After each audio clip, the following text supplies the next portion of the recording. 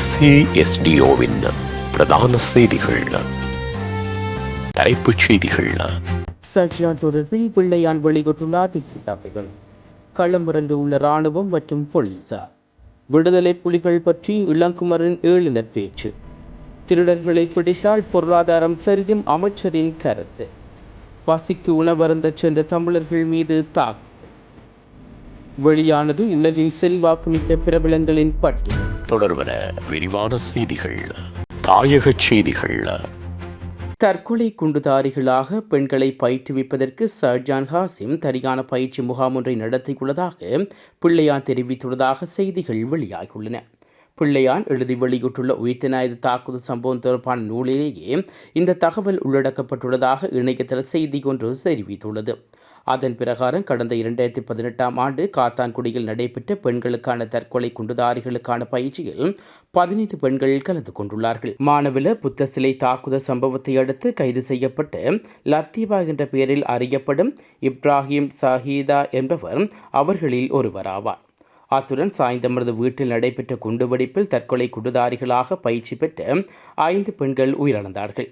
மேலும் 3 பெண்கள் விசாரணையின் பின்னர் கைது செய்யப்பட்டு தடுத்து வைக்கப்பட்டிருந்தார்கள் என்றும் பிள்ளையான் குறிப்பிட்டுள்ளதாக குறித்த செய்திகள் தொடர்ந்தும் சுட்டிக்காட்டப்பட்டுள்ளது. கிறிஸ்தவ ஆலயங்களில் பாதுகாப்பை உறுதி செய்வதற்கு விசேட பாதுகாப்பு ஏற்பாடுகள் மேற்கொள்ளப்பட உள்ளதாக போலீஸ் ஊடகப் பிரிவு தெரிவித்துள்ளது. இது தொடர்பில் பதில் போலீஸ் மா அதிபர் பிரியந்த வீரசூரியனால் அனைத்து மாகாண உதவி போலீஸ் மா அதிபர்கள், பிராந்திய பொறுப்பதிகாரிகள் மற்றும் காவல் நிலையங்களின் பொறுப்பதிகாரிகளுக்கு உத்தரவு வழங்கப்பட்டுள்ளன. அத்துடன் இன்று கிறிஸ்தவர்களின் புனித வெள்ளி வழிபாடும் அதனைத் தொடர்ந்து உயிர்த்தனாயுத தினமும் நினைவு கூற உள்ளதால் இந்த விசேட பாதுகாப்பு வழங்கப்படுகிறது. இந்த பாதுகாப்பு பணிகளில் போலீஸ் அதிகாரிகள், விசேட அதிரடிப்படையினர் மற்றும் முப்படையினர் ஈடுபடுத்தப்பட உள்ளார்கள். அதிக எண்ணிக்கையில் கிறிஸ்தவர்கள் ஒன்று கூடுவார்கள் என எதிர்பார்க்கப்படும் தேவாலயங்களை இனங்கண்டு அவற்றை சூழ உள்ள பகுதிகளில் பாதுகாப்பு நடவடிக்கைகள் மேற்கொள்ளப்பட உள்ளன. தேசிய மக்கள் சக்தியின் யாழ் மாவட்ட நாடாளுமன்ற உறுப்பினர் இளங்குமரன் தமிழீழ விடுதலை புலிகள் பற்றி முன்வைத்துள்ள கருத்துக்களை கடுமையாக கண்டிப்பதாக அரசியல் செயற்பாட்டாளர் கந்தையா அருந்தவபாலன் தெரிவித்துள்ளார். இது தொடர்பில் அவர் குறிப்பிடுகையில், நாடாளுமன்ற உறுப்பினர் இளங்குமரன் விடுதலை புலிகள் பற்றியும் அவர்களால் உருவாக்கப்பட்ட தமிழ் தேசிய கூட்டமைப்பு பற்றியும் மிக கீழ்த்தனமாக பேசியுள்ளார்.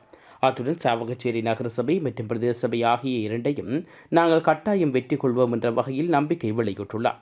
இளங்குமரனுக்கு சில விடயங்களை நான் தெளிவுபடுத்த விரும்புகிறேன். தென்மராட்சி மண் வீரன் செறிந்த மண், தமிழ் பற்றும் இனப்பற்றும் மிகுந்த மக்களை கொண்ட மண். அது பற்றி உங்களுக்கு தெரிந்திருக்க வாய்ப்பில்லை என்று குறிப்பிட்டுள்ளார். எங்கள் மக்கள் உரிமைகள், எங்கள் மக்களினுடைய அரசியல் அபிலாசைகள், இவை பற்றி கதைப்பதற்கு இளங்குமரனுக்கு எந்த தகுதியும் இல்லை. இந்த மண் எவ்வளவோ தியாகங்களை செய்த மண், அது தெரிந்திருக்க முடியாது. இப்பொழுது துயிலும் இல்லமாக இருக்கின்ற இல்லங்கள் முன்னர் மாவீரன் மயனமாக இருந்தது.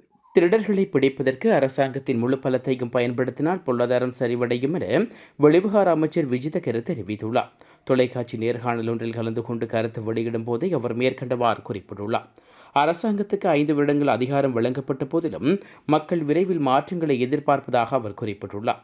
அத்துடன் மோசடிக்காரர்களை பிடிக்கும் நடவடிக்கையை பொருளாதாரத்தை வலுவாக பேணும் வகையில் மேற்கொள்ள உள்ளதாகவும் அவர் உறுதியளித்துள்ளார். காலியில் உள்ள இந்திய முன்னணி ஹோட்டலுக்கு சென்று உணவு முன்பதிவு செய்துவிட்டு காத்திருந்த தமிழ் குழுவினர் கொடூரமாக தாக்கப்பட்ட சம்பவம் ஒன்று பதிவாகியுள்ளது. சம்பவம் தொடர்பில் காலி போலீஸ் நிலையத்தில் முறைப்பாடு பதிவு செய்யப்பட்டுள்ளது. சம்பவம் தொடர்பில் மேலும் தெரிய வரையில் பெண்கள் மற்றும் குழந்தைகள் உட்பட குடும்ப உறுப்பினர்கள் கொழும்பிலிருந்து காலிக்கு விடுமுறைக்காக சென்று இரவு உணவுக்காக குறித்த இந்திய ஹோட்டலுக்கு சென்றிருந்த போது இந்த சம்பவம் நிகழ்ந்துள்ளது. குறித்த குழு புதன்கிழமை இரவு உணவை முன்பதிவு செய்துவிட்டு சுமார் 30 நிமிடங்களுக்கு பிறகு உணவு தீர்ந்துவிட்டதாக ஹோட்டல் பொறுப்பாளர் கூறியுள்ளார். அப்போது அங்கிருந்தவர்கள் உணவு இல்லை என்று தெரிவிக்க 30 நிமிடங்கள் ஆனதாக என்று கேள்வி கேட்டுள்ளார்கள்.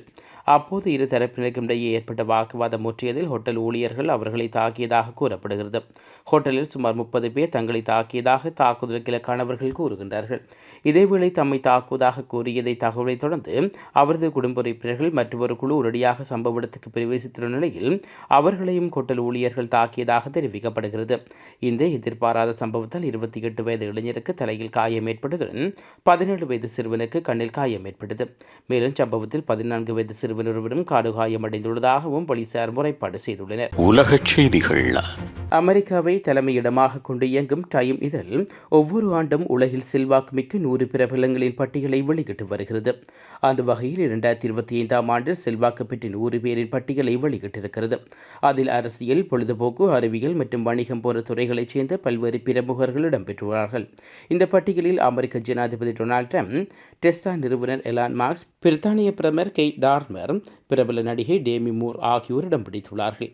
மேலும் அமெரிக்க டப் பாடகர் ஸ்னூப் டாக், முன்னாள் டென்னிஸ் வீராங்கனையும் தற்போது வணிக பிரபலமான செரீனா வில்லியம்ஸ், பிரபல பாடகர் எட் ஷீரன் ஆகியோரும் இதில் இடம்பெற்றுள்ளார்கள். அந்த வகையில் 2025 உலகில் செல்வாக்குமிக்க தலைவர்கள், பிரபலங்கள் உள்ளிட்டோருக்கான பட்டியல் இந்தியாவில் ஒருவர் கூட இடம்பெறவில்லை. கடந்த ஆண்டு இந்த பட்டியலில் இந்திய மல்யுத்த வீராங்கனை ஷாக்தி மாலிக், இந்திய நடிகை ஆலியா பட் ஆகியோர் இடம்பிடித்தமை குறிப்பிடத்தக்கது. மீண்டும் தலைப்புச் செய்திகள். சர்ஜான் தொடர்பில் பிள்ளையான் வெளியிட்டுள்ள திட்டங்கள். களமிறந்து உள்ள இராணுவம் மற்றும் போலீசார். விடுதலை புலிகள் பற்றி இளங்குமரன் ஏழுநர் பேச்சு. திருடர்களை பிடித்தால் பொருளாதாரம் சரியும் அமைச்சரின் கருத்து. பசிக்கு உணவருந்த சென்ற தமிழர்கள் மீது தாக்குதல். வெளியானது உலகின் செல்வாக்குமிக்க பிரபலங்களின் பட்டியல்.